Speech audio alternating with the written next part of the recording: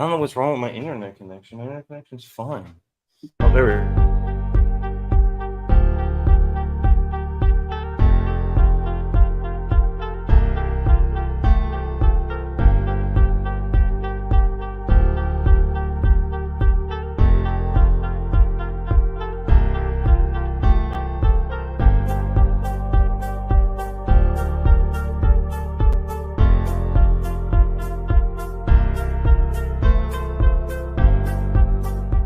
Oh boy.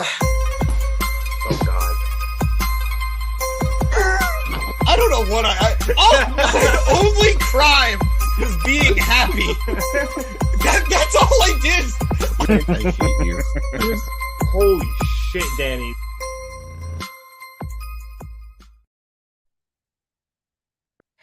Hello, everybody, and welcome to another edition of the Market Down Podcast. My name is Nick Cummings, joined by Danny Hernandez and James Asante, here to review AEW Collision. Tonight was a great episode. CM Punk defended his quote-unquote title against... wait, hang on a second. No, there was a women's wrestling chant during the Statlander Mercedes Martinez match. You know, there's a lot of Progress, noteworthy baby. Stuff. Progress, baby. You know, I was being told in my ear that we are actually covering SummerSlam, but now I kind of want to cover Collision a little bit more. It's a once-in-a-lifetime opportunity to cover Collision. More things actually happened on Collision. Yeah, quite frankly, I kind of just kept up with it on Twitter. I was live tweeting SummerSlam tonight, and thank you for all of you, who followed along with me. But yeah, Collision looked way fucking better than this show. And I want to preface, SummerSlam was not bad. It was not a bad show. It was just a show. It happened. I believe this was the definition of mid. Look, I think we're turning away a lot of people that are potentially tuning in to talk about SummerSlam, so maybe we should spread out our valid criticism of it a little more throughout the show. And to Tommy's point, let us jump into the main event of the evening, which saw Roman Reigns face off against Jey Uso in a tribal combat match for the undisputed WWE Universal Championship match, wherever the fuck they're doing that now.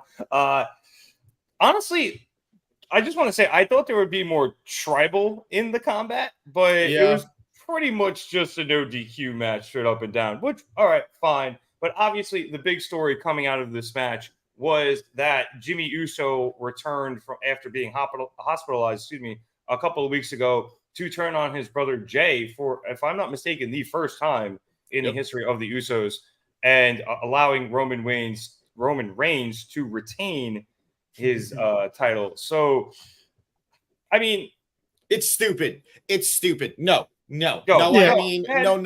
It's stupid. The only reason Jey Uso turned on the Bloodline, the only reason Jey Uso finally stood up to Roman Reigns, combated Solo, did all of this, was because Jimmy started it. Jimmy pushed the first domino and everything else fell. And even then, Jay was conflicted. He didn't know what to do. He was saying, you shouldn't have done that when Jimmy kicked Roman. You shouldn't have done that. And then it wasn't until they really kicked Jimmy out of the Bloodline that Jay stood up and decided to fight for his family, his twin brother, Jimmy. And then it wasn't until they beat the shit out of Jimmy that Jay went crazy. Jimmy couldn't see his twin surpass him. You know what? You look the same. Just pretend that's you holding the championship, you dumb bastard. I'm sorry. I am hot right now, guys. It doesn't make sense. Well, I mean, just no one let Jimmy drive home tonight. Okay, it's not a good night for it because he's going to the bar after that. He just made a really tough emotional decision, and he's probably going to make another bad decision tonight. So, someone get that guy an Uber. James, anyway, continue your passionate, hate-filled rant. I know that both Usos had expressed wanting to face each other, that it's their dream to have a WrestleMania one-on-one match. That's absolutely fine.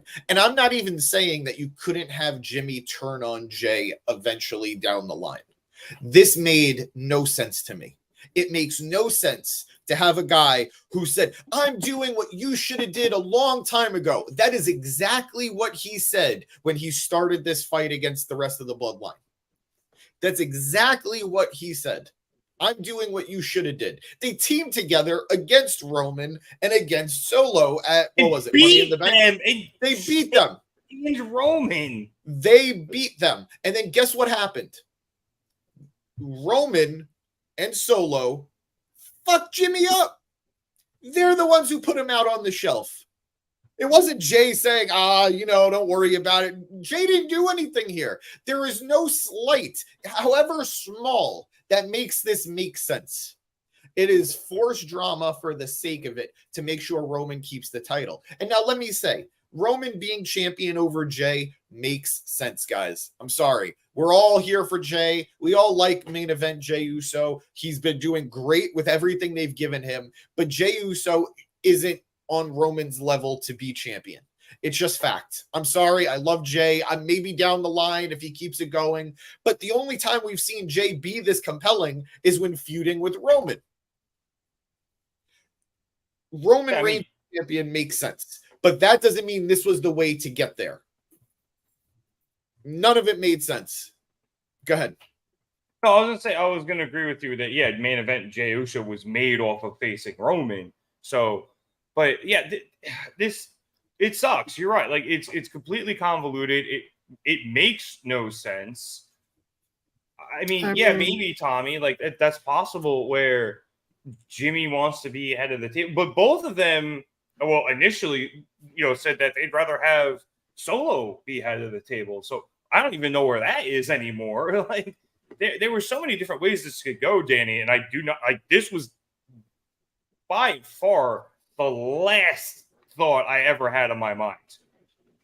I mean, I don't think this was too out of left field. I think a lot of people thought this would happen, but it was universally agreed it wasn't particularly a great idea. I mean, I don't care.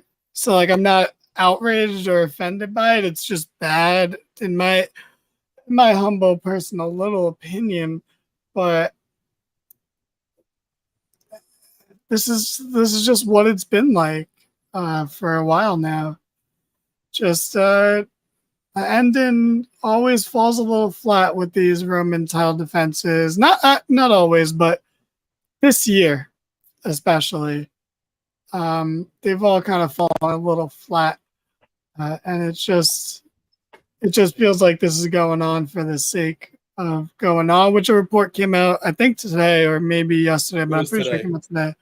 That there's no real end goal in mind with the Roman reign. It's pretty much whenever Roman and Heyman decide it's time, and whoever the fuck they want to drop it to. And basically, Jay, Sammy, and Cody were never in consideration, really, which is wild in Cody's case in particular.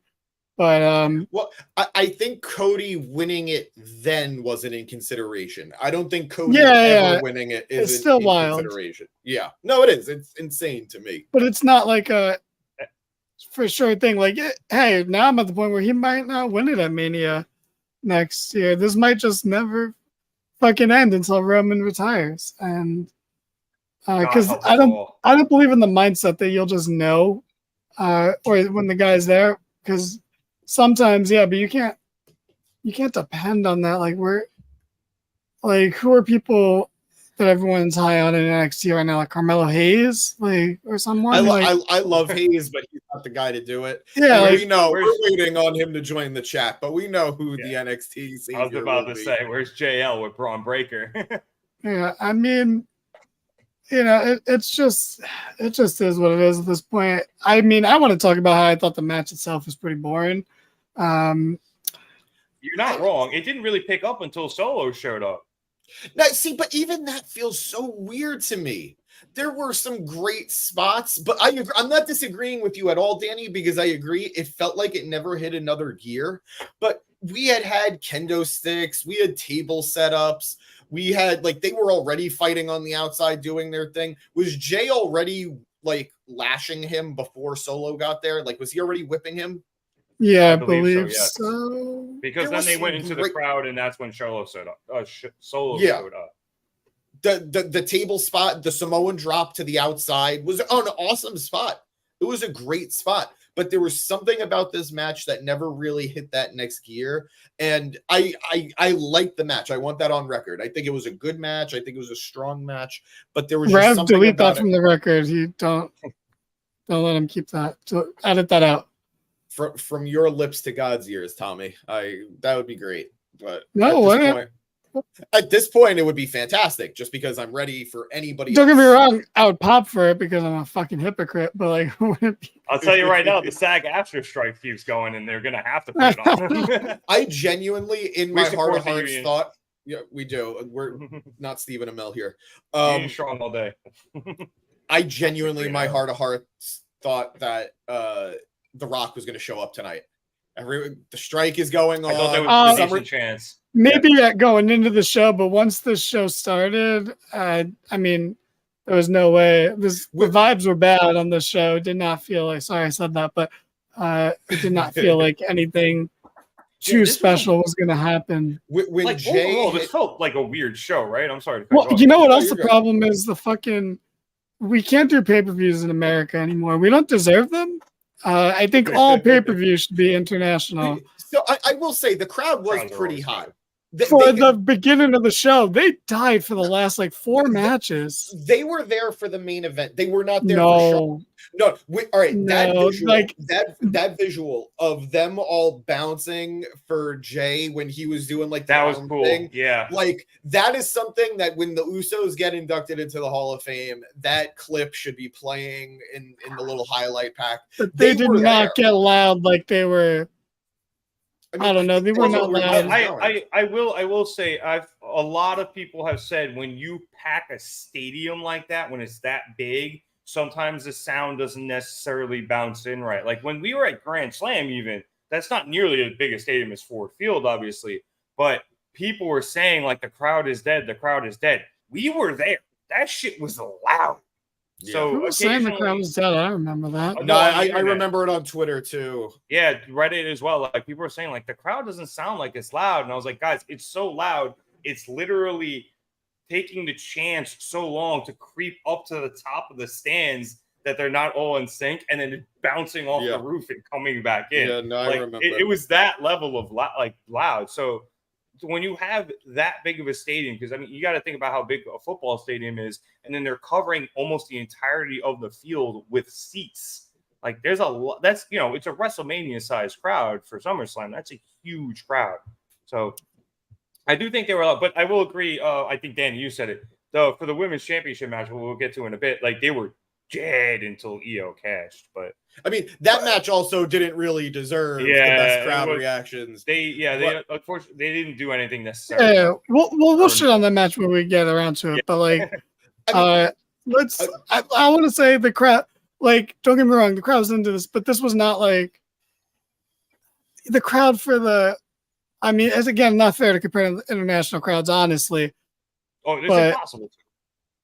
Like, I never felt like the crowd was ever fully into it. Like anytime they popped for Jay, it was because just like, oh, like you deserve this, but like the crowd never bought in. Like the crowd was checked out for the second half of this pay-per-view pretty much entirely. I was checked out for the second half of this it was also a very long show. It was for them going as crazy as they did, that they dropped the matches to keep it at a tight 8. Like it was a long ass pay-per-view. Yeah, it was. Well, I mean, you could have had like 2 matches for the time it took Roman's entrance to start in the bell to ring. So I said this on Twitter. Did Roman win Undertaker's entrance time at WrestleMania? Like, is that what ended up happening? You're the new dead man now. But okay, so just overall, not the most satisfying match, considering this is something people have wanted for a long time, and maybe we're all just tired and cranky and bitter and suck, but maybe the main event wasn't that good.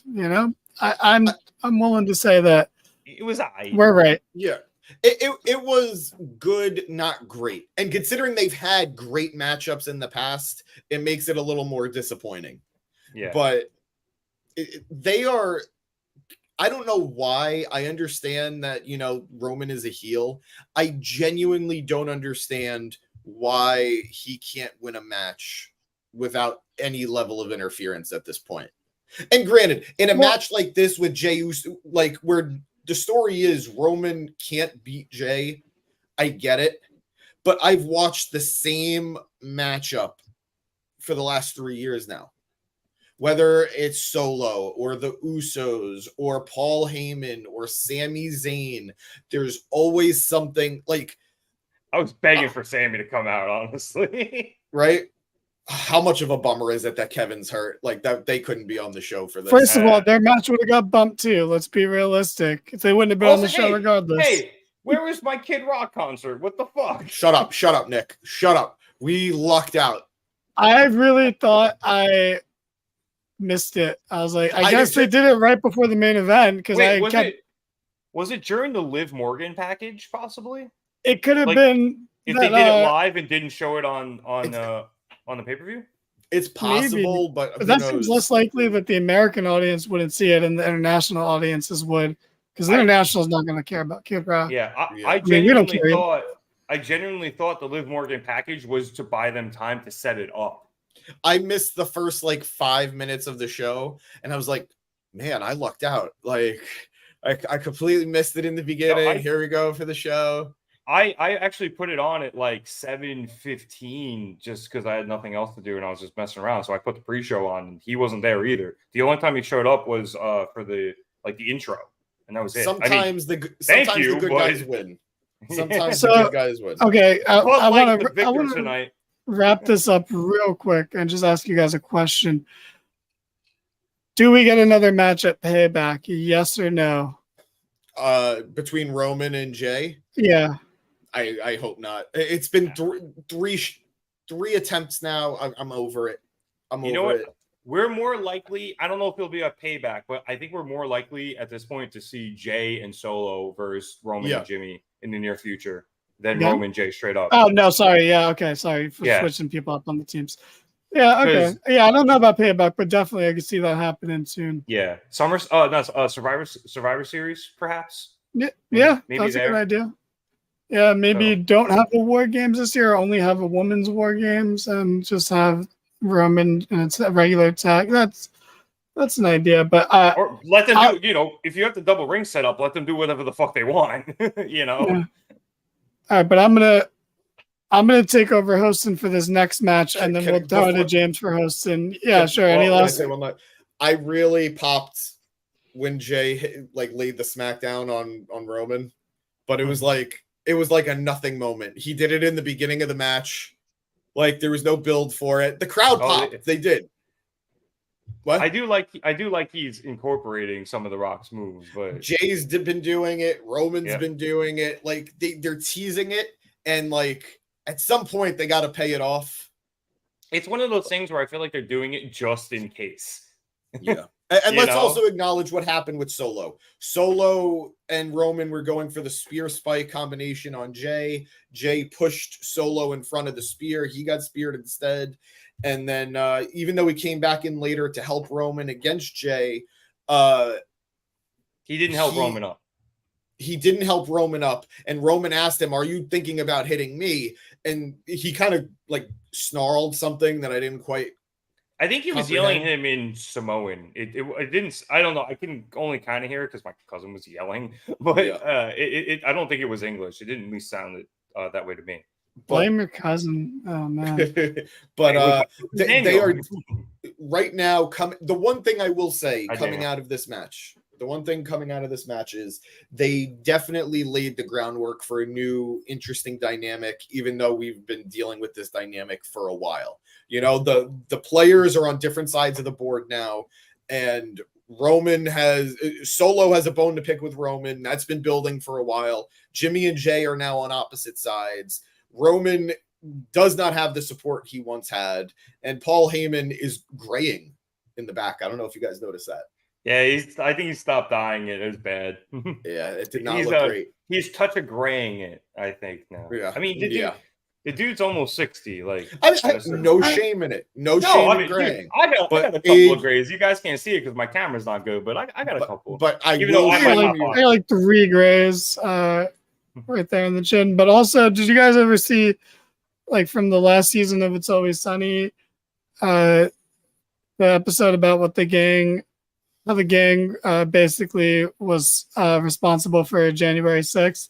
Yes. And Frank was dyeing people's hair, and he dyed Rudy Giuliani's. That's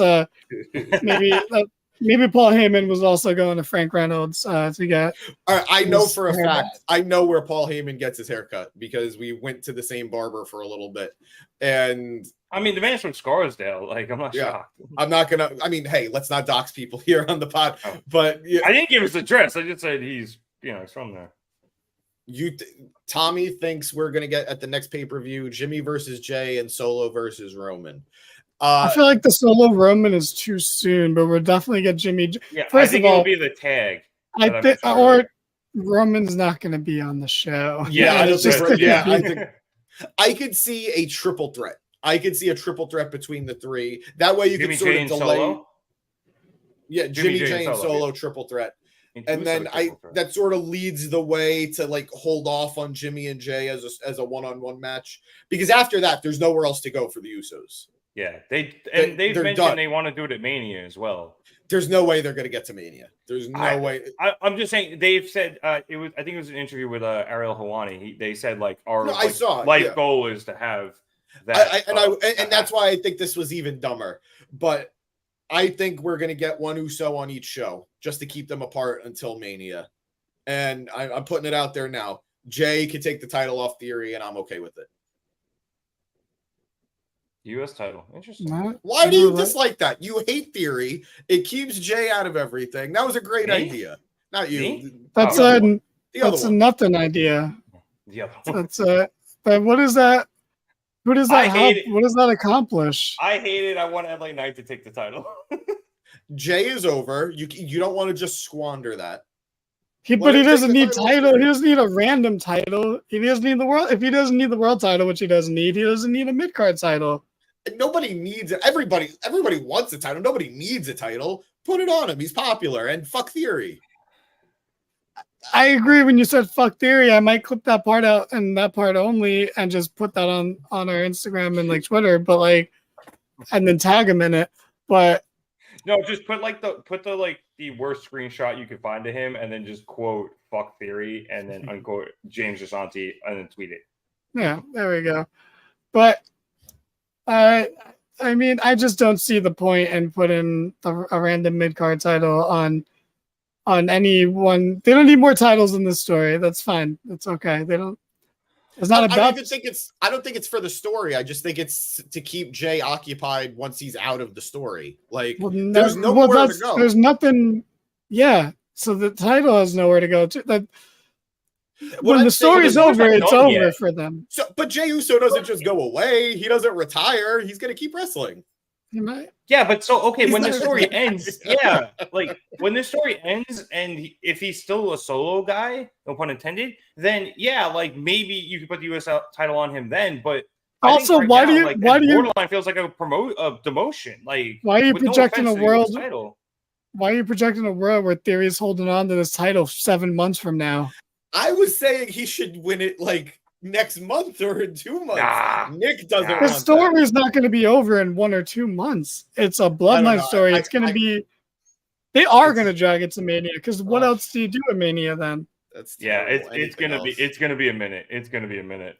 But I'm drawing a line in the sand, and I'm moving on because you guys said you wanted to be quick, and here we are 5 hours later. We never are. 24 minutes in. Where are we going, Danny? Just so I can put we're going to the top of the show, which I believe was Logan Paul versus Rick O'Shea. Which is where I was going. So this match, disappointed. It was fine, just like a lot of the show was just fine. And this match could have been so much better. But what did I say on the prediction show? Besides all the Becky Lynch and Trish stuff, I said that they were going to botch the attempted viral moment. Yeah. And that's exactly what it did. And the match never recovered from there. So well done. It did not recover. It was not bad after that, but it was not necessarily good either. It just never, the crowd lost it, and the crowd already was like, but And not only that, and Danny, you said this in our chat. Michael Cole nailed it with that match was great, but the ending sucked. Like as you said, it was so self-aware. The ending being after a lot of high flying, a lot of striking, a lot of jumping and movement that I will not be able to replicate. Logan Paul is on the outside. He is handed a pair of brass knucks by, according to Michael Cole, a dude. According to me too, because I don't know who that was. No, I'm sorry. That goof with the baseball cap. Yeah. and then as the ref doesn't see it, Logan Paul hits Ricochet in the face with brass knucks and gets the 1, 2, 3. He then wants Samantha Irvin to announce him as the winner, but she looks mortified, angry, sad, all those terrible emotions. Which is wild because like her fiance loses all the time, so she should really not be that surprised about it. It's the shame that came with it. It's the shame of the call out. And somewhere Vince McMahon and his cuckold fetish just smiling. I gotta call out. So I will say, I think there was some, impressive spots. Nothing we haven't seen from Ricochet in the past or Logan in the past, but there were some impressive spots. Lots of flips, lots of high flying. But there was one part of the match that it made me chuckle, and I chuckled even harder when Cole and Graves called it out on commentary. Logan kicked out of one of Ricochet's moves, and then Ricochet goes, "Good, I wanted you to kick out of that." And then Cole and Graves are like, "Wait, did he just say he wanted him to kick out of that? Why would he want him to kick out of that?" I adored that call on commentary. Like, I see Ricochet is desperately trying to develop a personality, and I commend him for the effort, but it was awful. And commentary calling it out was just beautiful, because in my head I was thinking the same thing. Why would you want him to have kicked out of that? It amazes me that Ricochet's best personality was when he didn't talk and had a mask on. Like, yep. And I like him as a wrestler. Like, obviously he's a fantastic talent in the ring, but man, like when your personality is you're the fiance of the ring announcer. Damn. Also, he's like when I'm telling lies. He's like the highlight of the night or whatever RVD ripoff nickname they've given him, but he doesn't hit any of his crazy moves like anymore. Like a 450 splash as a finisher. He busted out the 630 for the first time in a long time tonight, and it missed.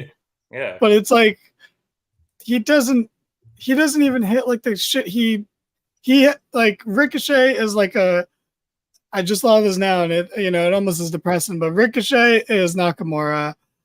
Their debut match was their best match. At least Ricochet has had something to come close, like the Adam Cole match at the takeover that we were at least 2 of 3 the ladder of us. match too. The 5-man ladder match. Was that not his debut match? No, he had wrestled before that. I think. I thought him and EC3 debuted in that match. I'm pretty sure two people debuted in that match. Maybe you're right. Maybe that was their first match. I'm pretty sure 2 of the guys, and I'm pretty sure it was those 2. So they've been all downhill since then for the most part. Never reached the heights since then. And main roster Ricochet is not. He doesn't like hit anything. Logan Paul does hit crazier moves on the main roster than Ricochet. So I don't know. Like Ricochet has something, but they've watered it down something fierce. But he also seems like a guy who's just happy to be there. So he probably would hear us and just be like, "Fuck you guys. Like, I don't care. I'm happy to be here." Admittedly, Ricochet, he's a bit older now. Like, he's not going to be doing stuff he was doing 10 years ago as well as he was. But yeah, like between that and the fact that they have watered him down, as you said, like I want to like the guy. They just don't give me a reason. I think the issue with him is, and I've said it before here on the pod, you've talked about it a lot, Nick, that like his most famous match is probably the match against Ospreay. Yeah. And you see how far Ospreay has come since that match, how he's changed, how he's evolved, how he's adapted his style, and he's become a better character on top of that. And then you have promo. Yeah. Everything, every box that he could check to get better, he did. as opposed to Ricochet, who feels like he's exactly the same.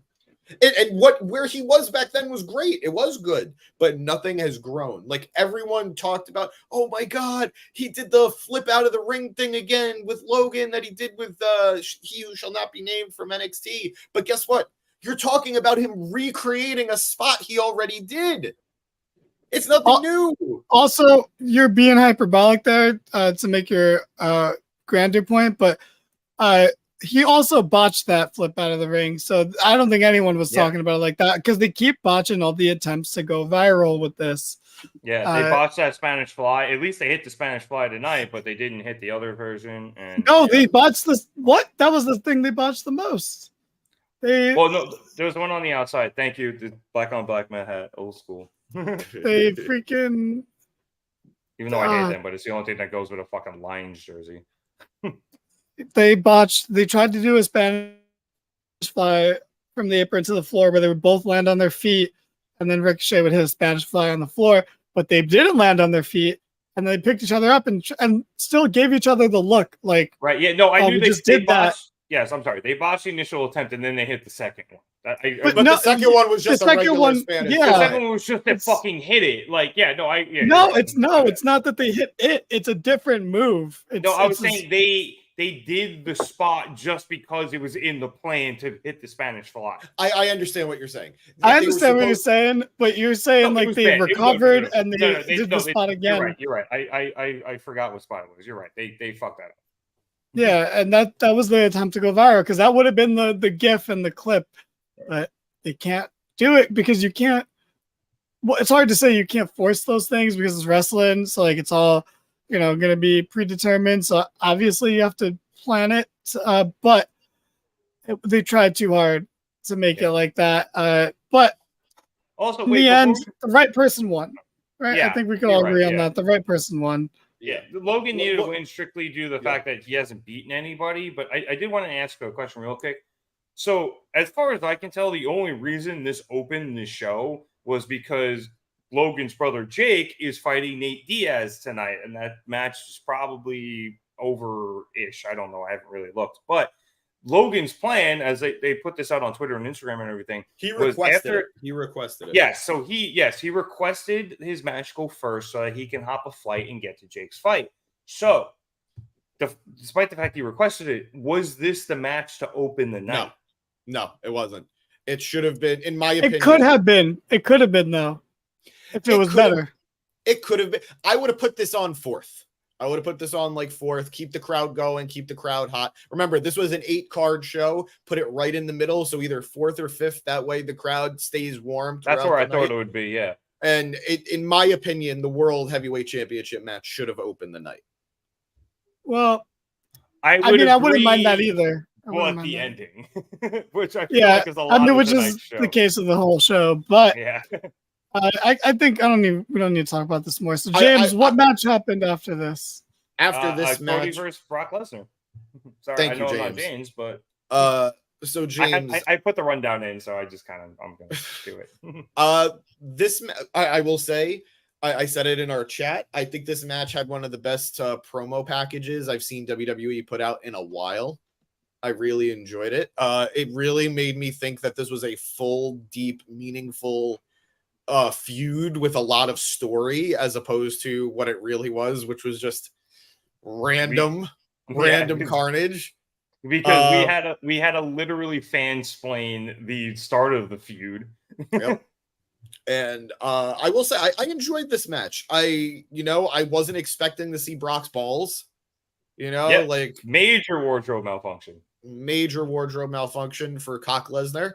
But well played. Thank you. Good match. It's weird though. So gonna spoil it for you. Cody Rhodes beats Brock Lesnar after 3 crossroads. The match started with Cody attacking Brock as Brock had his back to him, and the action just kept going from there. I don't know if this is hyperbolic or not. I think this is one of Brock's better performances in a while in terms of versatility. We saw lots of different suplexes from him. Like, granted, it's suplexes. It's Brock's thing. But we saw lots of different suplexes from him: gut wrench, belly to belly,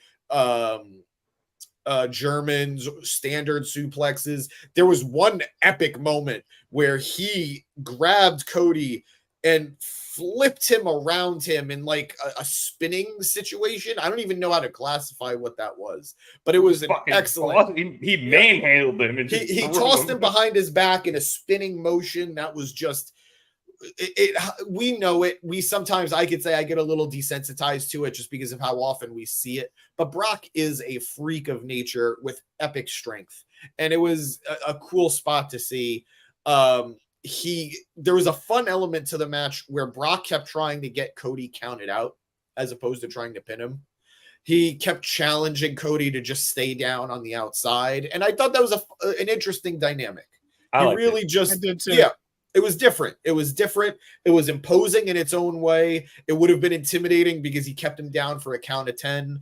Multiple clotheslines to the outside. He then hits an F5 to Cody on the outside. He also put him through the table, correct? I didn't think so. I thought so. I thought he maybe he did. I remember he F5'd him onto the floor itself. I don't remember an F5 to the table, but that doesn't mean it didn't happen.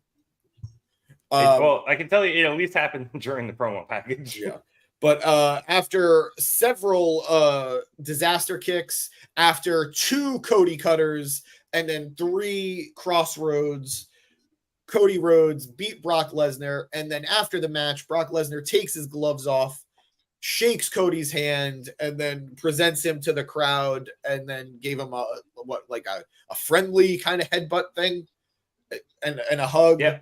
I don't know if this was Brock's last hurrah. I doubt it, but this was a very good showing, and it definitely felt like a crowning moment for Cody as the company's top babyface. Yeah, yep. So now we just wait for the Rumble. Now we just wait for the Rumble. And what was that, Nick?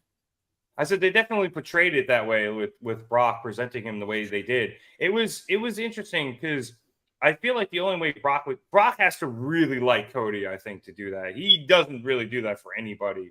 So I thought that was very interesting. I enjoyed. Oh, hello, producer boy. Producer boy just randomly showing up. This one man tricked. Yeah, no, welcome in, producer boy. This one man. Oh my god, this is one of my favorite tweets I've ever put up, producer boy. Holy shit. So, yes, like I said, I think Brock must really like Cody to do that, even though he was lifting the arm Hikamura the entire time, and Cody had to sell every time he lifted the arm. That was hilarious. Really that was hilarious. Yeah, no, I noticed it too. Good on Cody for actually selling it. Yeah. Did he really just leave? I guess so. Bye, producer boy. It was good to see you, bro. Okay. But yeah, there was that. There was a bit of like almost Brock versus John Cena type of element to this match. I mean, surprise. It's very clear Cody is trying to be the next Cena. That's Cody's whole thing. He wants to be the next Cena. It was a similar vibe to that, except I again, something else I tweeted out because I was, doing my thoughts. It was like that, but at the same time, I always kind of knew Cody was going to win. So I'll also say John never beat Brock this clean. Yeah. What? The Extreme Rules match? No, I mean, like, it felt very... how do I put it? It wasn't like it was a cheating John ruined Brock's comeback. But that doesn't change anything. Like, Cena looked like he barely survived, as opposed to Cody, who was just like, yeah, I just hit my finisher 3 times. Actually, I think it's my arm kind of hurts while you raise it. Yeah, exactly. Like Cena was in like an arm sling after that match. He was bloody, he was busted, and really they sold it as John. He wrestled at the next pay-per-view. They sold it as John only beat Brock because Brock got wrestle Monday. Yeah, exactly. They sold it as Brock got like cocky when he jumped at him and Cena hit him with the chain, as opposed to Cody, who's he didn't even do anything tonight. I mean, no, he did hit him with the steel steps, but at this point, that feels so nothing. You literally had a decade of defending this match. They pulling this out. He also got on the mic after to be like, Osama bin Laden has been captured and compromised. So, that was that night. he kind of permanently blew that compromised. tone there. But I think it's an apt comparison because John Cena, during his feud with The Rock, for twice in a lifetime, was saying that sorry, post Danny. match was unplanned. He says, sure. Sure, I don't know if I believe that, but for those who are having trouble seeing it, it said that Triple H said that the post match between Cody and Brock was an unplanned moment, and Triple H, knowing Brock the way he does, that made that a holy shit moment for him. Yeah, I don't really like Cody. Then he must be producer boy. If you can keep an eye on the post match press conference for us, we really appreciate it. The post pay-per-view press conference for us. We'd really appreciate it. Sure. Yeah. Okay. Anyway, I was gonna say what the fuck I don't care, Cody. Yeah. Who cares? But what I was gonna say, it's an apt comparison because John Cena in his feud with The Rock was like, "Oh, I've had since I lost to you, I've had the worst year of my career." And meanwhile, he was winning all his fucking matches on main event and pay-per-views, not as the champion. And so he faced the same type of adversity that Cody's facing. So you know what, James? It was a great comparison. But Cody lost to Brock, though. Cody lost to Brock. Once out of 3 times. And Cena lost one match after The Rock went on pay-per-view. And I think to John Laurinaitis, baby. Yeah. John Laurinaitis. Which should have been Cody losing to Dom. That should have been Cody's equivalent. But equally as good wrestling. But anyway. Yeah, this match was fun though. I liked it. It was good. It was in a weird spot. It was weird this 1 second. But yeah. Also, can I say no, probably not. No. Well, yeah. With how drunk I am, you're probably right. You set him off there. He got tripped up. The fact that they announced this as one of the 4 main events, fuck right out of here with that. What were the other 2 of the 4? Like there was that was the funny thing. They didn't tell us what the other ones were.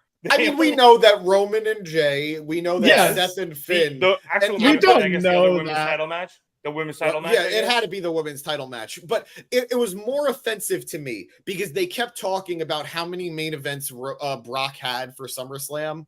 And don't include this. This was offensive to those other main events that he legitimately had. Exactly. Just have a main event. Just call it a main event caliber match. Just say this can main event WrestleMania. Like, do the things you normally say. It's not a main event. It's not a main event. If WrestleMania went the way it was supposed to, Cody versus Brock for the title could have been the main event of SummerSlam. Or, it would have been. UFC, not could have, it would have been. Yeah. UFC calls them co-main events, and there's usually only one, but like just call it a co-main and put it on wherever you want. Way easier. But there's still a difference. It's close, but it's not the same. It's not a true exactly. It's a subtle difference, and it allows it to be a little more palatable. I saw that calling the second match of the card. Oh yeah, that was really, really funny. I think Nick Maniotta sent that. Or no, maybe I just saw it on Facebook. I saw it on Twitter. But yeah, I have nothing else to say about that. So if you guys want to move on, we can move keep it on. rolling. All right. Just where does Cody go from here? To the he bathroom. Has to finish the story. Fair enough. The man's not wrong. Well, at least you finish a story. Good for you, Cody. Let's move on next to the No Free Ads Battle Royal because it was sponsored, and I am not giving them free fucking sponsorship. You want that? You want the here's name? Nameless beef jerky company, you give us the money anyway. You know what, let me say right now, if we're doing that, Arizona iced tea, give us money. I will plug your stuff all the time. Oh my god, I would plug Arnold Palmer's so much. Arizona Snapple, I will anything. I am more Snapple than blood at this point. Okay, so you got my love. In college, I think I was 50% beer and 50% Arnold Palmer. So, which is funny because Arnold Palmer is already like a 50% kind of like a half and half kind of drink. So I was 50% beer, 25% lemonade, 25% iced tea. There you go. But yes the battle royal motherfucking night. Yeah. Yeah. This was a match that didn't need to happen. I'm sure we could have gotten LA Knight another epic moment in some other way on the SummerSlam card. I am incredibly happy that LA Knight won this match and he had that moment because the crowd was hot for him. Yeah. But I think it's the one thing I do well. I think it's the one, like, yeah, you have them way better than I do. Thank you. But at the expense of all the other women's matches that could have happened on this show, it is sad that this match happened instead. But I will say, to this match's credit, it did a good job of continuing and highlighting certain storylines. We had Ciampa versus Nakamura highlighted. We had Gable and Gunther's Goons, Imperium. Highlighted. We had what else? We had Karrion Kross and AJ Styles highlighted for whatever reason. Sheamus and LA Knight had the opportunity to fix their mistake from last night, where LA kind of messed up his jump to the top rope for the superplex. They fixed that tonight, and that was a great spot. I'm glad they were able to fix that tonight. I feel like there's one other one that I'm missing. There were a few, so I don't. The Viking Raiders. Regardless, there were some good spots. We had the return of our leader Omos in the match. Miz and Grayson Waller had a fun spot that was a little awkward, but like it popped people, and that was great. So for a match that nobody was thrilled was happening in the first place, it justified its existence with the winner and what it did in the match. So, James, just so you know, it's Rev's turn to host. So he was actually supposed to go over that, but I guess thanks for the rundown. No, honestly, you guys do the rundowns. I didn't write anything down tonight. So this match was good. Like, I'm bitter still about the matches being kicked off, but this match was good enough that it made me want the other matches on the show to be kicked off instead of this. Yeah, it's weird that this was one of the better matches of the night. In my opinion. And then Kid Rock got bumped and this didn't. This nothing makes sense here. But also, I just want to say the Nakamura Ciampa stuff, continued, but they were eliminated early because they're jobbers. JD McDonough was eliminated second. Apollo Crews, why did you leave NXT, man? Seriously, I'm glad you got the paycheck. Wait, he was there. He was the first one out by Omos. It was Apollo, then JD, and then Boogs. Honestly, I swear to God, like I initially was kind of checked out of this because I was just like, oh, it's just a random battle royal. So I missed like the first 10 guys in this battle royal. Also, I had to factory reset my TV because the color was all fucked up. But I also want to acknowledge the tweet that Producer Boy put up because I said it also earlier in the night. It's crazy. It is a cruel irony that they played a Becky Lynch promo. Yes. Not even a promo, an ad. Fucking ad. Yeah. Well, no, it was to hype up the Trish Stratus match. It was to hype up the Trish Stratus match. What are you doing? But they had it was the ad for like Applebee's or whatever, with her and Seth in the restaurant. Oh no, I didn't get that. I had like a setup for I pay for the premium Peacock, so I think I got something different than you did. Probably. Also, don't piss off JL, Producer Boy. He just got here. I bet JL, I just wanted on the record. We missed you earlier. We called out for you, and we even said that we wanted Breaker. Breaker is our leader and our hope to take the title off Roman at this point. Yeah, he's definitely on the short list of somebody who's got to take Roman out because like somebody's got to fucking do it. Ronda and Shayna match of the year. That shit sucked, but we'll get to it. That's next. So we'll be I got a promo package on Peacock Premium that was for the Becky Trish match. And it's just a cruel irony that they would do that, considering that match got cut for this. Awful. Just awful WWE. Yeah, it was to quote show, Wiggity Wiggity Wax. I appreciate the sentiment of that tweet Producer Boy had up, but they could have used a clip from their SummerSlam match last year, which they also had to fight to get on the card, But anyway, we're not going to talk about that too much, only because I don't want the show to be 5 hours, because otherwise I would. Trust me, I've showed a lot of self-control instead of just pointing out how none of these matches deserve to be on the card over any other. Yeah. And but the Battle Royal was fun. I hate that AJ and Cross is still going on. I hate that AJ was in this. I loved how much Gable got in this. I I liked Gable looked like a star in this match. Yeah, Gable looked amazing. Otis terrible. Gable, yeah, what that amazing. was so weird. Why was Otis out so early? Like that made no sense, but whatever. Sausage battle royal is a good way to put it. I will say I thought Omos that's actually looked pretty it's like, good as well. It's like canned sausage because it's like they're all mid carders and shit. It's but cured sausage. Wait, I'm sorry. Who looked good? I just Omos. I thought he looked pretty good. I also like the way he just broke the wig. Sadly, he kind of looked the best in this match, honestly. Yeah, right. Like besides Gable. Besides Gable. Gable, Omos, and Knight all looked great. Well, everyone. No, Knight just won, but like he didn't do James, anything until the last like 2 minutes of the match. James, who's your third? I'm sorry, you cut on me a little bit. Who was your third guy? Okay. I had Omos, Gable, and Knight all looked good. Yeah, hey, I would agree. Can I call out? Like, I love the Brawling Brutes.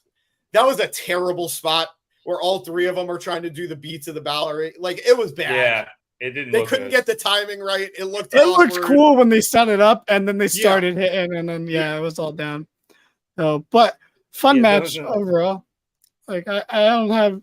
Funny enough, it is one of the things I enjoyed the most on the show.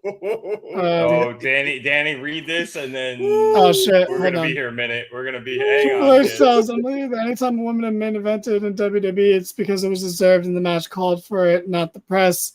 He claims no matches were cut because they hadn't been announced. He thinks a longer show would have been bad. Your show was bad, bro. It wasn't good. Well, but what does that have to do with main events? And what, like, you're addressing a problem that's not a part of the issue right now. No one's like, oh, the woman should have main evented right now. It's that the matches should have been on the card. Literally ignoring the fact that Becky versus Trish earned their fucking way onto that card. You schmuck.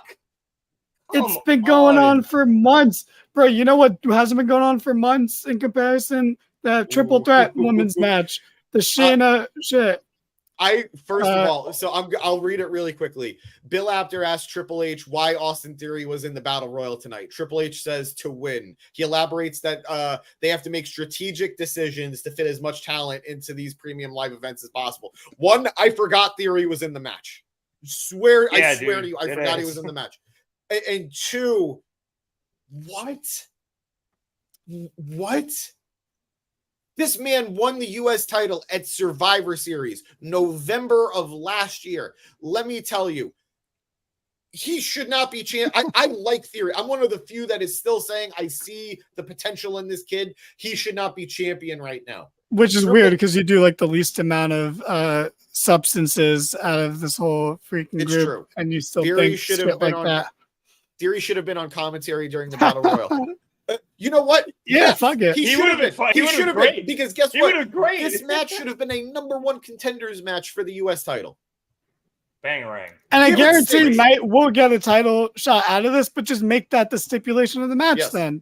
Yeah. Why is this shit so complicated? Because technically, unfortunately, LA Knight is a heel still. They're committing to him still being a heel. Sheamus was the babyface in this. And thankfully, Sheamus has garnered enough goodwill in the last year that he's not going to be booed out of this spot. But LA Knight was the face here. WWE won't acknowledge it as such. Yeah. So let me just say, because, a lot of people are willing to dismiss it being a big deal that the women's matches were cut because they want their LA Knight moment. Enjoy it. Enjoy your fucking Zack Ryder moment before they Ryder the fuck out of him. Okay. Or worse yet, reset him. Yeah, no, enjoy it because he might win the US title and that's it. That's the pinnacle. That's the peak. And enjoy it. You got him to a mid-card title. And take that win. Don't get greedy. Because they're going to ruin your fucking life with it. Like, they're going to make you regret it. Look at how he's answering these questions. You think this guy doesn't want to fuck you over?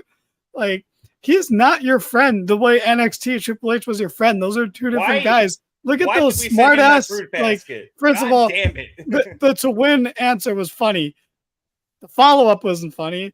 Because that's so dense and not self-aware.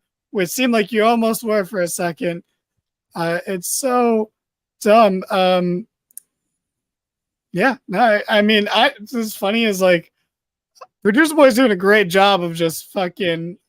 He is algorithming us so hard right now. Like he is just like, yeah, they're talking about. I'm just keep bringing up tweets that fucking stoke the fucking flames. Yeah, and it's working. Like he really is an algorithm.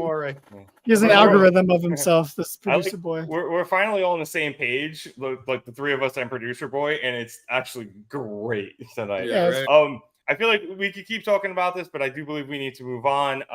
That's fine. But I want to wait. What happened next? Oh, never mind. Well, it was something JL brought up earlier, which was Ronda Rousey versus Shayna Baszler in an MMA rules match, and another match that didn't need to be on the card over Becky Trish. I don't want any of these matches to be kicked off the card, but if that's what we're fucking doing, yeah. If you got to make choices here, this was the choice. I said this on a prediction show. Worked fights are always bad, and you did too, Danny. Like worked fights are always bad, and this wasn't even a worked fight. It was just they like kind of did. It was a match without pins. They did, yeah. No, they did a judo match for like 5 minutes, and then they did some other bullshit, and then it ended. It was whack. The only good quote unquote strike was that Shayna leg kick, and they just kind of D-blocked that from fucking UFC last weekend because multiple people knocked people the fuck out with a high leg kick. Shout out my guy Derek Lewis. So like, yeah, this sucked. Like it was bad. And cool, Shayna got a win, but fucking tap out, Ronda. Don't pass out. What do you need protection for if you're about to leave? You want to finally put your friend over, fucking do the job. Tap out. Because now we're not going to remember this. But if she tapped, they could play that forever and ever. And that's Shayna's. That's the point. She's going back to UFC. She doesn't want to look like somebody who tapped allegedly in an MMA rules match. Like, do I agree with you? 100%. She should absolutely have tapped to put Shayna over. But the point for her is she needs to look like she can't look like a complete goof going back to UFC, even though she is. Allegedly. That's stupid. Yeah, everything about that. Iron Lion, like it was a little more polished, but he's not too far off. Yeah, it was a sparring match. Like it was a dead-ass judo sparring match for at least 10 minutes of it. And the match itself went 7 minutes and 30 seconds. Okay, I'm overestimating. So all right, but at least the first 4 minutes of it then were just them doing a judo sparring. Okay, so we could cut 3 minutes from this match. We could cut 3 minutes from the Battle Royal. We can cut 5 minutes from the Logan Paul Ricochet match if they're just going to botch the important parts anyway. 18 minutes. Holy crap. Logan Paul went 18 minutes. Oh my god, cut 7 minutes from it. Yep. And then boom, there we go. We got a Becky Trish match and the Ronda Raquel match that I pitched where they just beat the shit out of each other for 5 minutes and then go home. Wait, Rhea Raquel? You mean Rhea Raquel? What did I say? Ronda. I don't think I did, but I have no choice but to believe you. You know what? You can play it back after we're done, and I'll be right. Unless you garbled. Go about 58:20. Okay, sure. I'll definitely remember that. But yeah. I'm pretty much. I wasn't a fan of this. Yeah, let's move on to something fantastic. Yeah. I think if I remember the order. I was gonna say the one last thing I wanted to say was can we ditch like the OD like eye makeup stuff? It just smears like immediately. Oh yeah, no, terrible. It just doesn't look good. It's just not like and that's not it's just the makeup itself. It just looks stupid. Like just generally. Like before the match, like it kind of looks good, and then it just immediately smears everywhere, and it just ends up being really bad. So it's the difference between to sum it up. I'm sorry, you want to talk about the makeup? It's fine. Go on. It's the difference between using like the paint that like some of the wrestlers use, like Dustin or Sting or Darby, versus like actual makeup. Yeah. But anyway, go ahead. Yeah, they're like putting like eyeliner and like all the way out, and it just immediately gets smudged.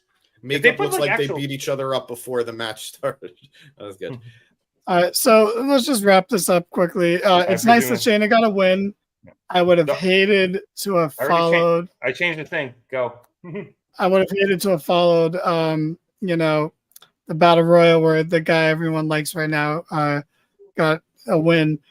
And maybe Shayna can, you know, be a nice contender for Rhea for a couple months before they move on to something else. But yeah, moving on to it'll probably be Shayna versus a good Zia. match.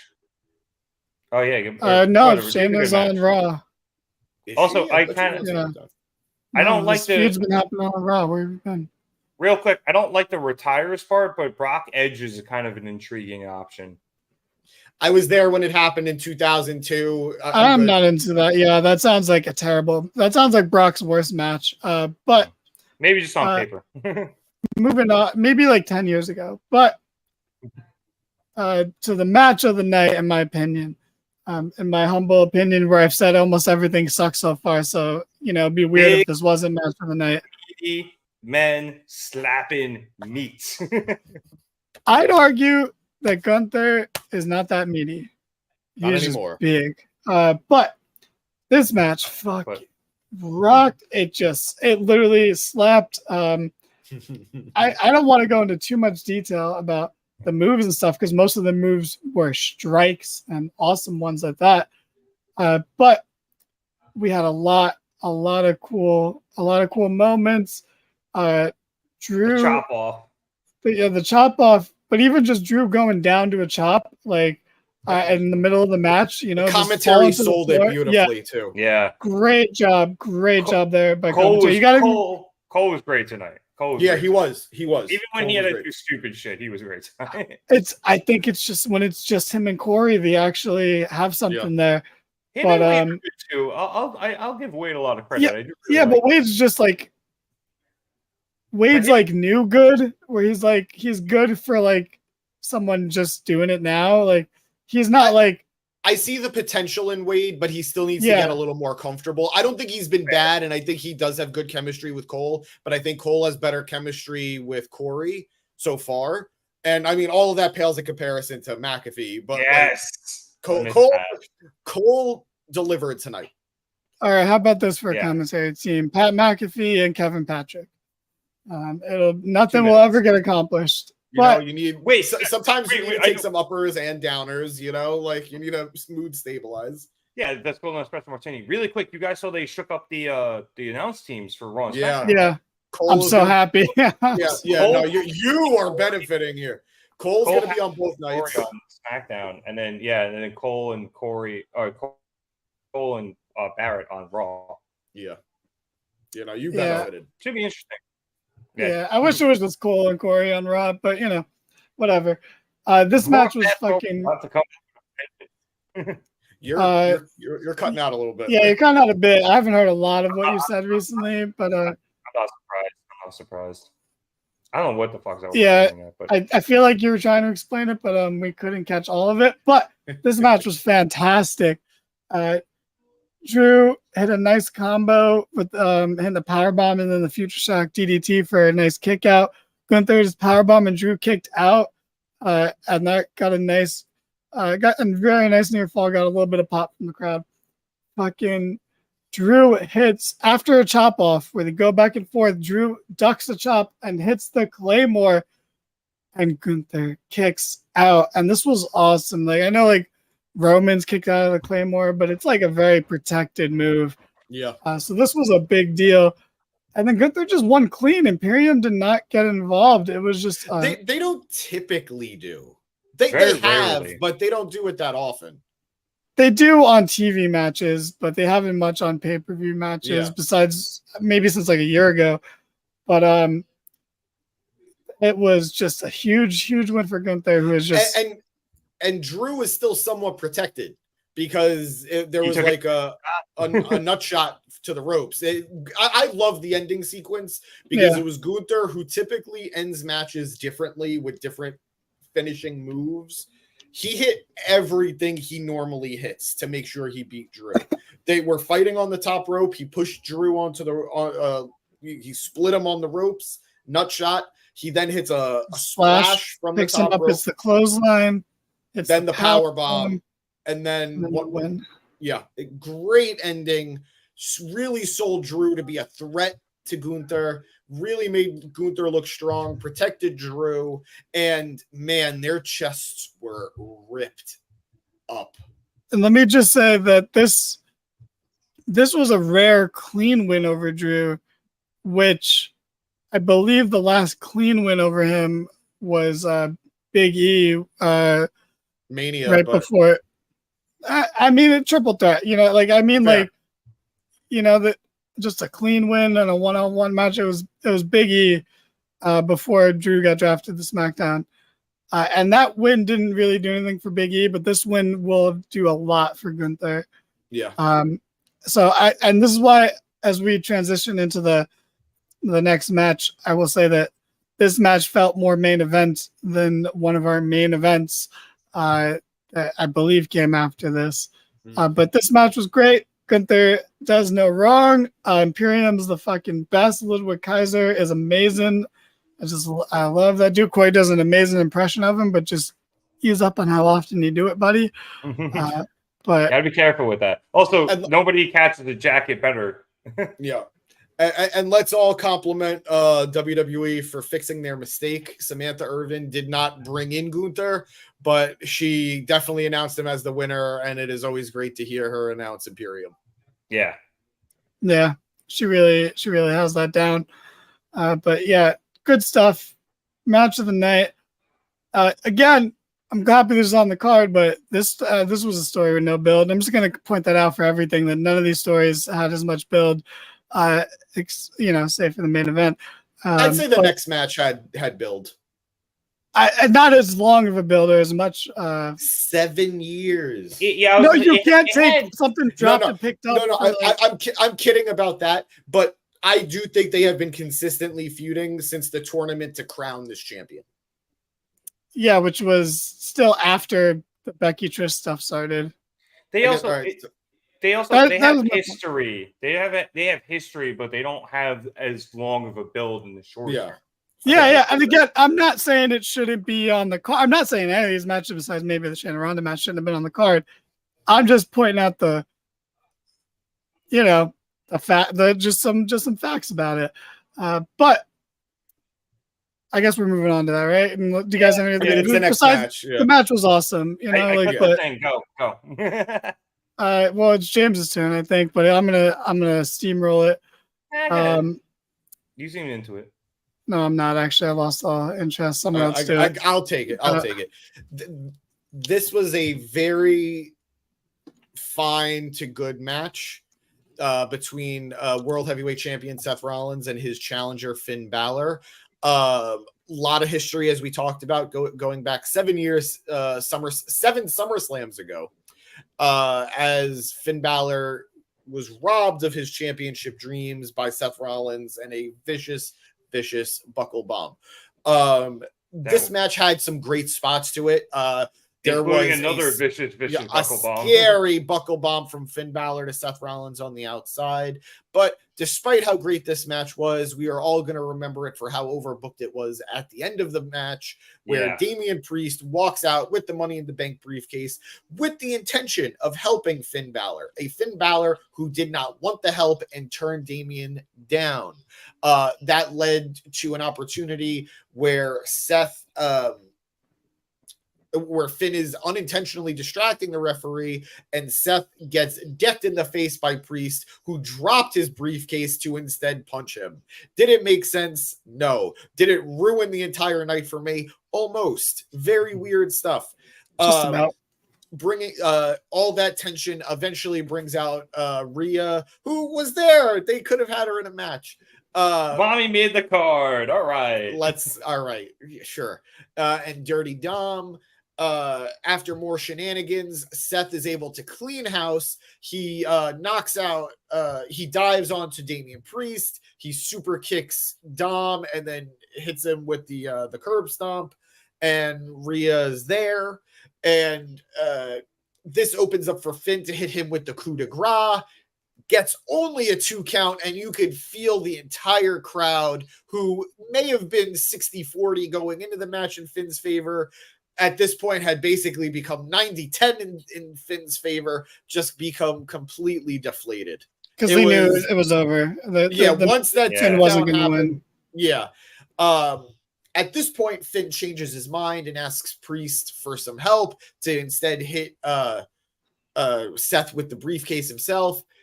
Instead, Priest just chucks the briefcase into the ring and goes to distract the referee. As Finn goes to pick up the briefcase, he is hit with what was, I believe, the second curb stomp he received during the match, this time onto the briefcase, getting the 1, 2, 3 and retaining the championship. Seth really looked like he went through hell to defend the title. It is, as sad as I am that Finn didn't win the championship, it is sad. You guys see, I'm not even going to acknowledge that right now. Yes. I will say we did mention the wardrobe malfunction, but we won't put that on the screen. Yeah. As sad as I am that Finn didn't win the championship, because it definitely felt like his time. I am glad that this title reign is continuing just a little bit longer, because I do think Seth still has more gas in the tank. And I do think the longer this reign goes, it will sort of help legitimize its equality, hopefully, to Roman's championship. At this point, equality or not, I am very grateful it exists, because I am sick of this Roman schedule and I am sick of this reign. So very glad we have this as an alternative. After the match, Finn looked very disappointed in Priest, who shot that same look of disappointment at it, right back at him. And Seth crawled his way to another day as champion. Guys, I think it was a fine match. I don't think it was bad, but it was definitely overbooked in the end. So I'm going to say, well, one quick side note, you don't have to get so detailed in your explanations. You know, we're kind of half-heartedly doing this and shitting on the card as we go. You know, you can just kind of be like, fuck this, and, you know, say 2 or 3 things that happen. But fuck this. This match was another example of this whole show's problem, is that a really boring first half of the match and a good second half of the match. And that was kind of the same case here. But I agree with Eric that, you know, there's no coming back. But just for Finn, not Judgment Day as a whole, but like, this is the end for Finn. I said it in our group chat. I'm going to say it here. Finn Balor is Dolph Ziggler. That's it. He's never going to be a world champ again. Like, you can't do it after this. And like, yeah, you can say, oh, you know, this at least not this iteration. I'll give you not this iteration. I mean, maybe if they do something else with him, but at this point, he's getting old enough where I don't know what else they're going to do with him. He couldn't even win the consolation prize after with a good story. The only fit-in story. Wait, are we sure about what, Danny? L34? I think he was just doing what Danny was saying. Yeah, maybe. Yeah, I'm sure about that. He's fucking off now. Finn is done. Iron Lion summed it up pretty nicely there. I think he's got potential to come back eventually. No, you guys never know when to say die on people. You have this fucking annoying high level of optimism. Like, haven't your lives been sad enough? How can you still have any? What is wrong with you? I've watched wrestling for the last 20 years. Yeah, so you should know that. I know anybody could be heated back up. I know it's possible, even if it doesn't make sense in certain. No, that's a pipe dream. You tell yourself to sleep better at night, so you don't feel like you've wasted time, energy, and love caring about certain wrestlers. But it's over. Finn is done. I will say, there is nobody I'd rather. I am not a fan of fantasy booking people like going to different companies. Finn is actively the one person, followed closely by Kevin Owens, that I would love to see in AEW. Yeah. Yeah. Well, I would love to see Kevin Owens in AEW, but not because he's great in WWE right now. But no, I'm happy with him in WWE, but yeah. But Finn has lost he's lost to Seth like 18 times in his career. And like, they say wins and losses don't matter, but they do. And we know they do. And you can't use that as a defense. But if you can't win with a perfect story to set up your win, who cares? Even if you do win down the line, it's going to suck because you didn't win. He didn't, to borrow a phrase from a guy who also should have won his last title match, he didn't finish the story. Finn did not finish his story, and now it's just not a bet. We gave a perfect alternative, and I don't want to toot my own horn too much, but Finn should have won, and then Damian could cash in. And now we're just gonna have like the same week turmoil between the Judgment Day that we had. So it's like you might as well have just had him win and then Damian cash in. So you give him the redemption, you immediately take him away from it. I also think they kind of botched it too, because if they were consistent with Finn saying, I don't want you to help me cheat, I want to win on my own, you have an actual good guy, bad guy in this situation. But by the end of the match, Finn was like, yeah, fuck it, help me win. So now it becomes harder to be sympathetic for Finn if they turn on him or if he turns on them in any way. No, not great. It's weird because, like, and I can't believe I'm saying this, I borderline say, not agree with Eric here, but like, Judgment Day is at a crossroads here, and no pun intended.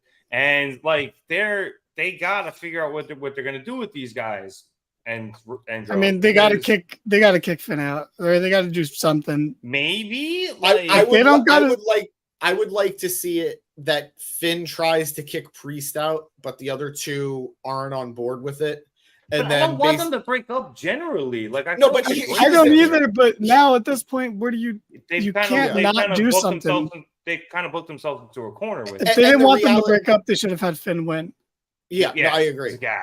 And realistically too, Rhea and Dom don't really need the whole group. Their act works with just the two of them. It's very reminiscent of Eddie and China back in the day. And Finn can handle being on his own. And I think at this point, Priest has proven he can handle being on his own too.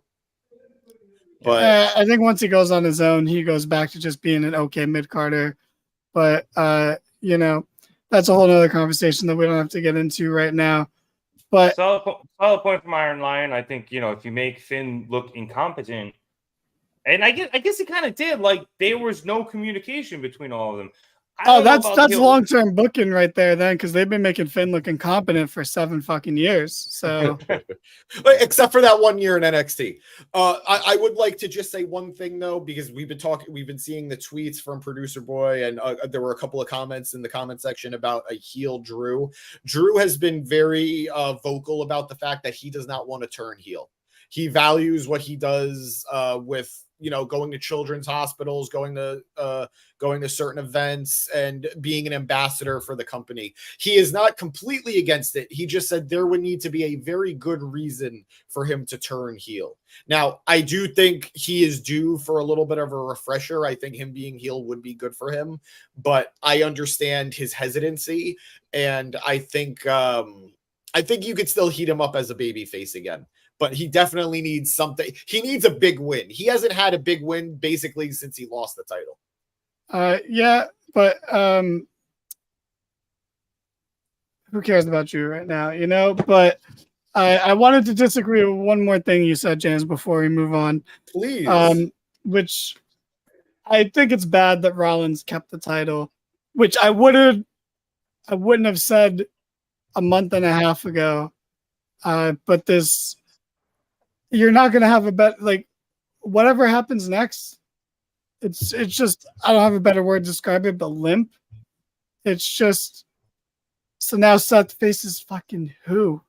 There's no, either faces Drew, who just lost, to mid-card champion, and that's it. There's no one else for him to face, which I know Finn won. That's still the same, main eventers that you don't really have on Raw, because you've beaten all of them. But it's like, where do you go from here? And now this is, how you have people turn on Rollins. I just don't think it was the best move for anyone, including the title. Because again, this title felt way more mid-card than the mid-card title match that came on before it. So I don't know. I'm looking at the Raw roster right now, and there is really nobody that's primed to realistically or entertainingly challenge Seth. Man, Gable doesn't make sense. Priest and the Blood and the Judgment Day stuff is there in the background. Drew feels like he makes the most sense, but only then, again, you need to turn him heel. Unless you turn Seth back, and that's not going to happen. Guys, it's going to be Jinder. Jinder is the guy. After Jinder, maybe, like, no, you can't do Riddle again. The Miz is evergreen, but nobody's going to care. And well, what's like the opposite of evergreen? Like ever stale? Like, yes, your opinions on the Miz are stale. But you can't seriously pretend that Miz is a potential title contender. Like that's Austin Theory is a more credible title contender than the Miz. I think you could realistically put the Miz in any title feud and just know that it's going to be like a filler feud. Like, do I ever expect him to win the title? No, but do I expect him to challenge for it? You shouldn't anymore. You shouldn't anymore. I don't know. Like 2015, sure, but it's like 8 years since he won the title, like in 2020, and it was terrible. And everyone, it was there's no defending that. Not that he won it. No, it was terrible that he won it too. Like you can't pretend he was we were in the middle of Bobby Lashley and Drew McIntyre's title runs. You tell me, oh yeah, Miz should win the title. Fuck you. Fuck everyone who thinks that. That's the dumbest opinion I've ever heard. He did not deserve shit. He's great though, but like, accept him for who he is, a lower mid-carder. Like, God, stop pretending otherwise. He is a Hall of Fame lower mid-carder. He's not a Hall of Fame mid. No, you don't know what that means then. That's not an upper mid-carder. Take us to the next part. He's won one match in the past 2 years. So fucking Gunther double champ. I think Gunther is taking it off of him eventually. Gunther is winning the title within the next 365 days. Yeah.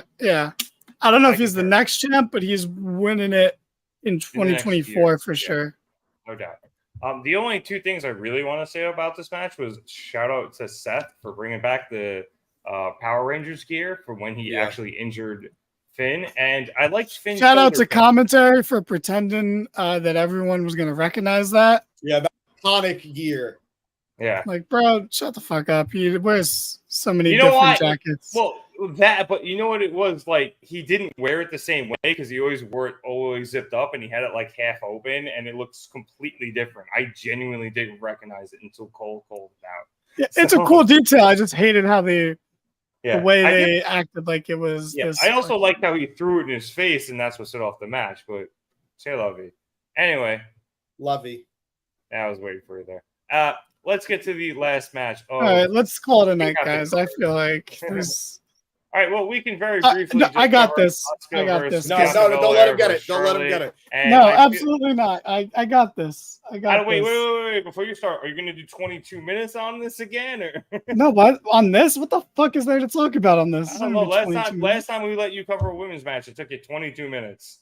What women's match did I cover? Because as far as I could say, that's not a women's match that happens on this card. So I don't know what you're talking about. This was the second longest match of the night.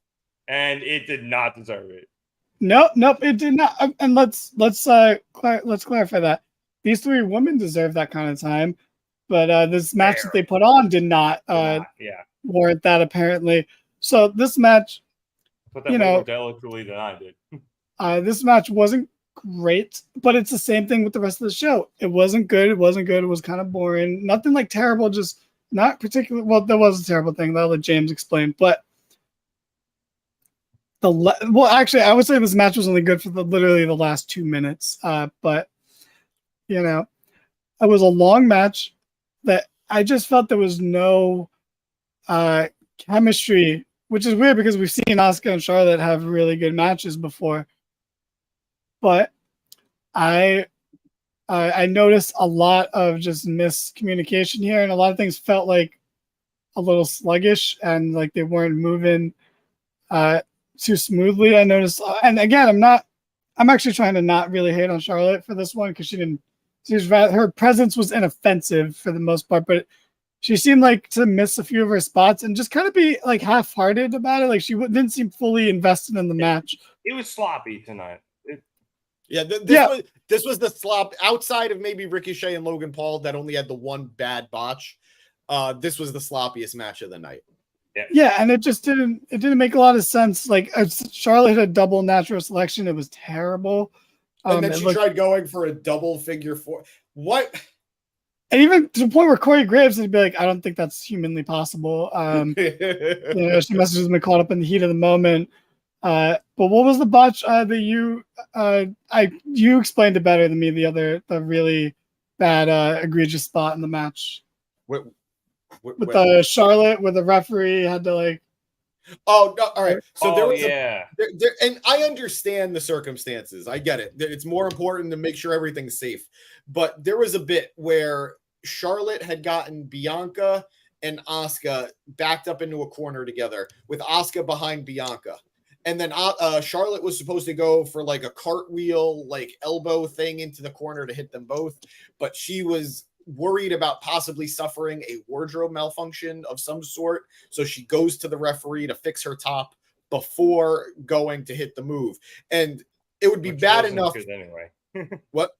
I said the move itself wasn't that good anyway. The move wasn't great anyway, but even beyond that, it would have been serviceable because production tried to fix it. They cut instead to Bianca and Asuka, but they were just standing there for a second until Asuka realized they were getting they had the camera on them. So she goes for a half-hearted like headlock on Bianca before everything resets. It was can I just say real quick, I agree. Jimmy is annoying. Fucking send him to jail, man. He's a criminal.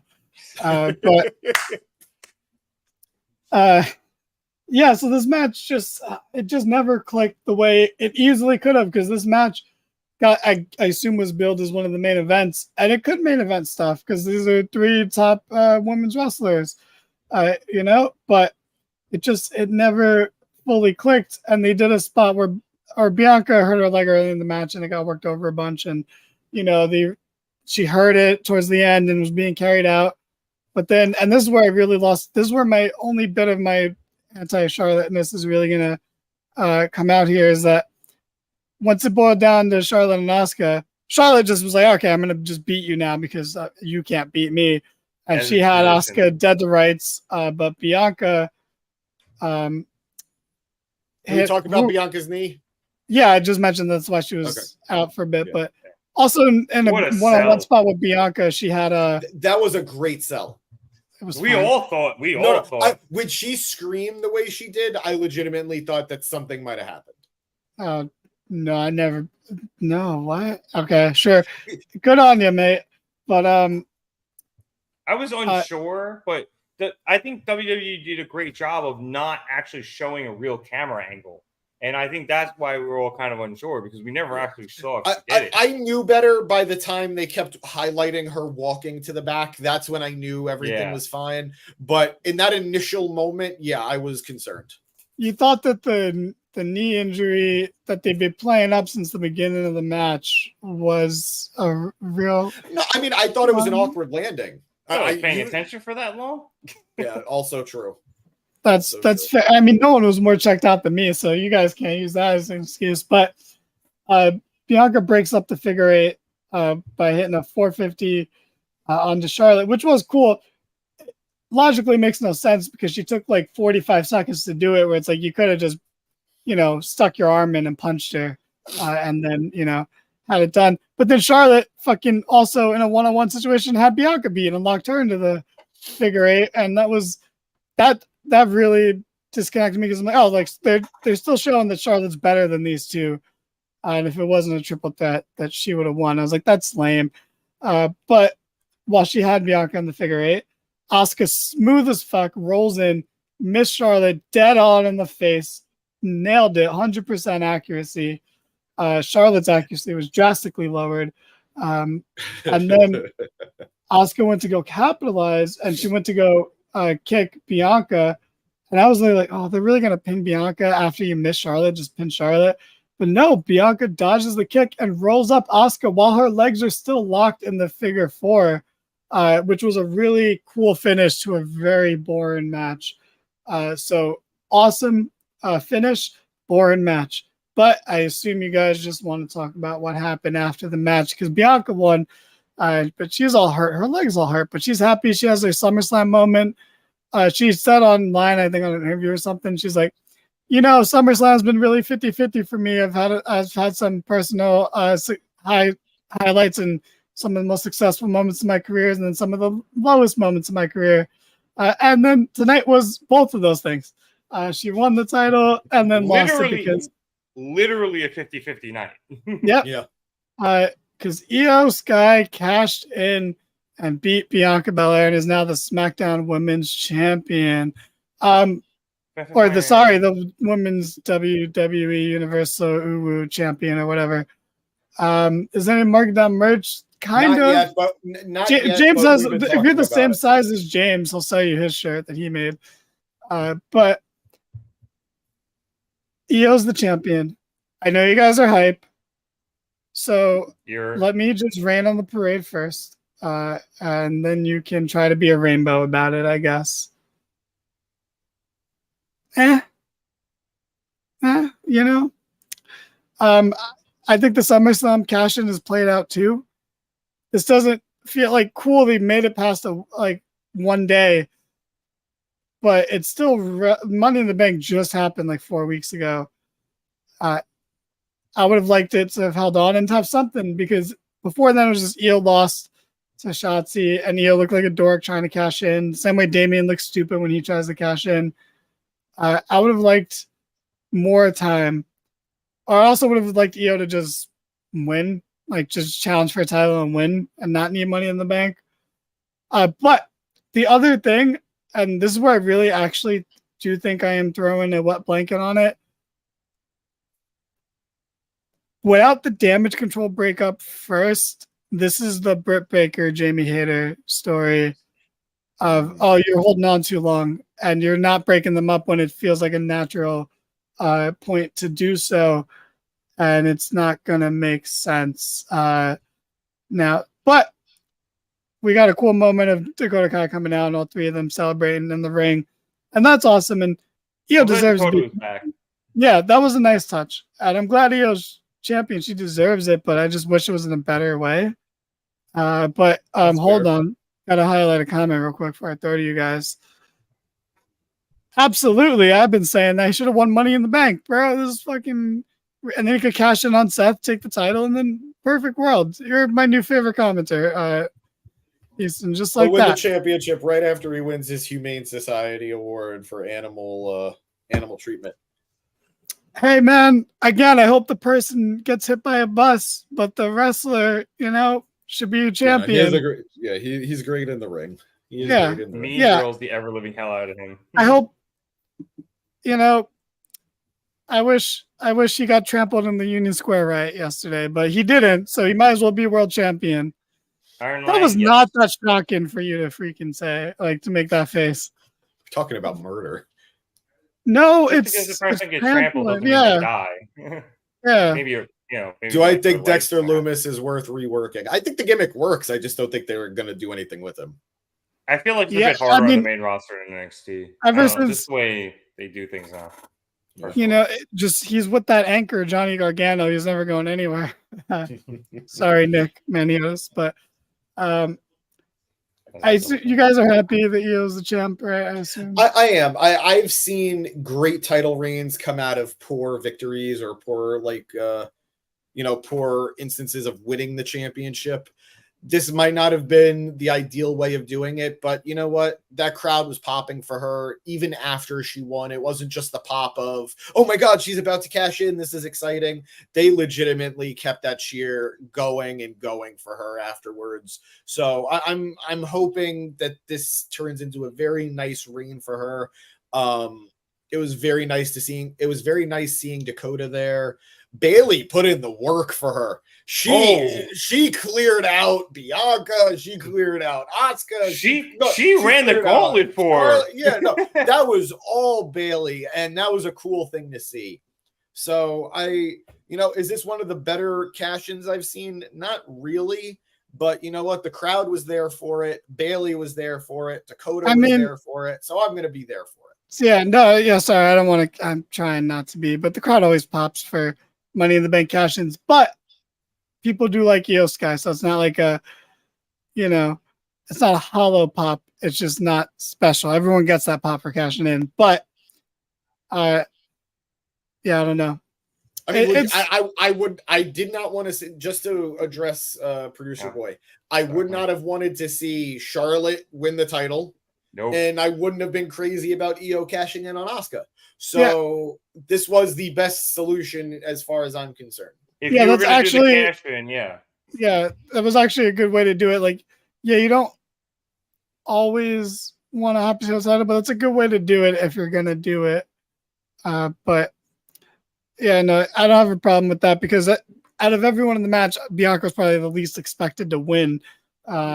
So that was actually kind of cool. And then to be cashing on her, because you cash it on Charlotte, it's meaningless. Everyone's done it. She's not a real baby face, despite them pretending. You know, you cash in on Bianca because you want Bianca to be justified in this heel turn, because I feel like she's going to join the Street Profits and the new Hurt Business. I think so too. Which, by the way, I'm not going to start this whole argument again, but just a quick note. See, the Hurt Business you remembered that you want back so bad sucked. The Hurt Business was great when it was Bobby and MVP. This new version of it with Bobby, the Street Profits, and potentially Bianca, amazing. Those guys are all way better than Cedric. Do I think this is going to be amazing? Yes. Do I think the last one was very, very good too? Yes. So yes. No, the first one. Full stop. I think Cedric. I love the version of this where the Shelton Benjamin was 24/7 champion, pretending it was a serious title. Yeah, that was great. But cool. Io won the title. Do you guys think that Jay will have a match with Jimmy? Yeah, I think it's gonna probably main event Payback over the world title, and Roman won't be on the card. It's hilarious. So we'll see, and then they'll have the match at Mania again, because what the fuck else are they gonna do? Yeah, and I also think we're gonna get a triple threat with Solo. Mania is too far, bro. Mania was too far at this past Mania when Roman retained the title. So also, granted, I'm the one typing in the chat for the most part from our account. I was just saying they've been vocal, them being the Usos, about having a match at Mania recently. I don't think that's going to happen necessarily, but they would like to have one. That's the only reason. You know what's kind of crazy? I'm like 95% certain everybody wanted, because Cody and Dustin were advocating for a match at Mania, and instead I'm pretty sure they had a match at Payback too. That's funny. No, it was it No Way Out? Fastlane, or it was whatever the pay before Mania was that year. No, it was Double or Nothing, wasn't it?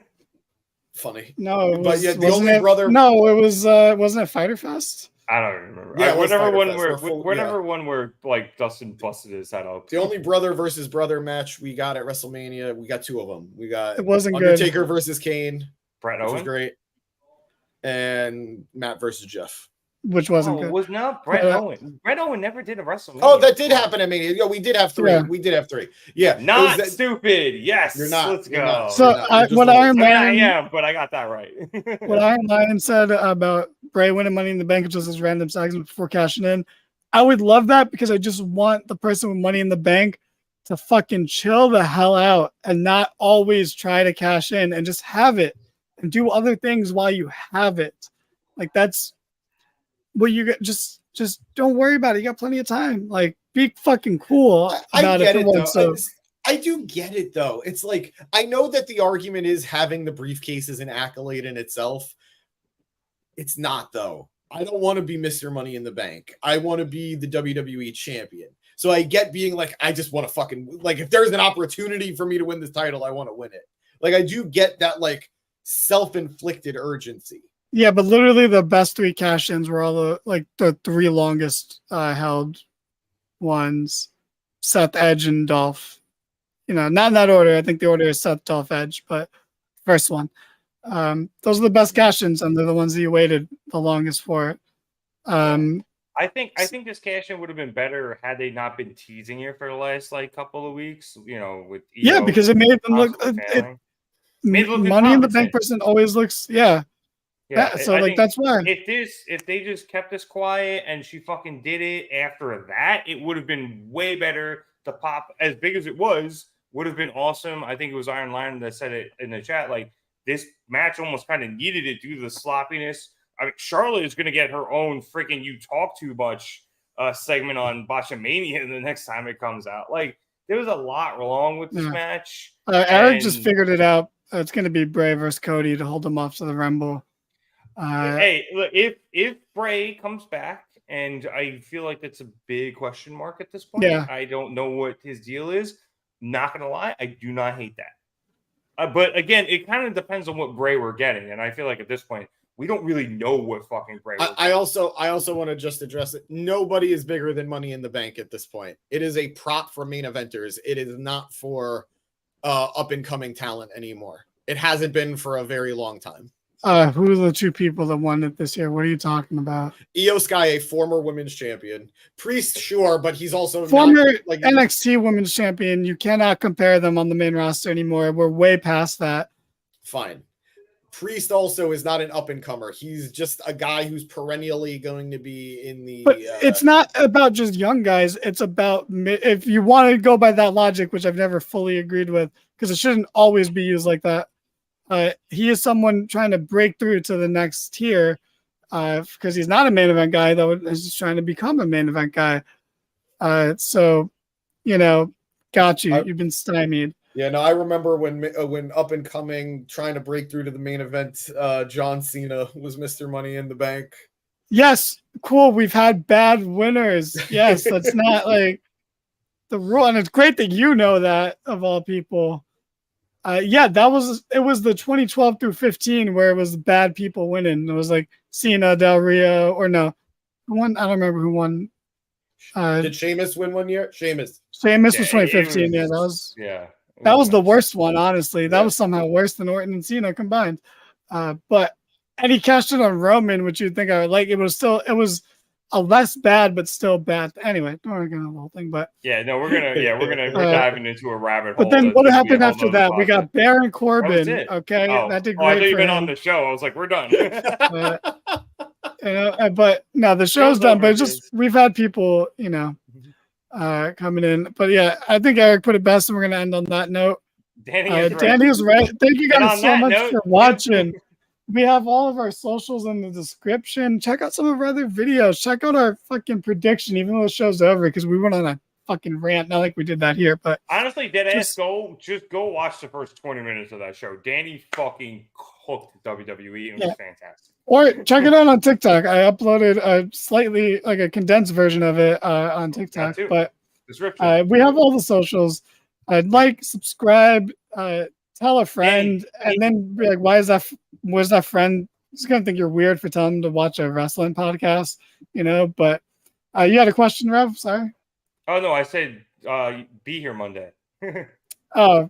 Maybe we'll see. We'll see how much rant I still have left in me by then. Well, if not, we'll be here on Wednesday for Dynamite. So, classic Nas showing up as we're wrapping up the Nas, my man. Well, Nas, you do this a lot, Nas. It's 2:15. What are you doing just getting here now? He's not with the classic hello. I must. He went on vacation. He went on vacation, so I don't think he's in our time zone right now. This is a classic Nas move, though. But anyway, yeah, like us on all this stuff. We should be hitting 530 subscribers soon because I don't know. I said so. But yeah, like us on social media. Have a good night. Be nice to animals. Don't drink and drive. I don't like that iron line because the NXT people suck. But an NXT person should win it. But anyway, good night, everyone. Get out, please. Bye, kids. Sorry, I didn't have the bumper ready.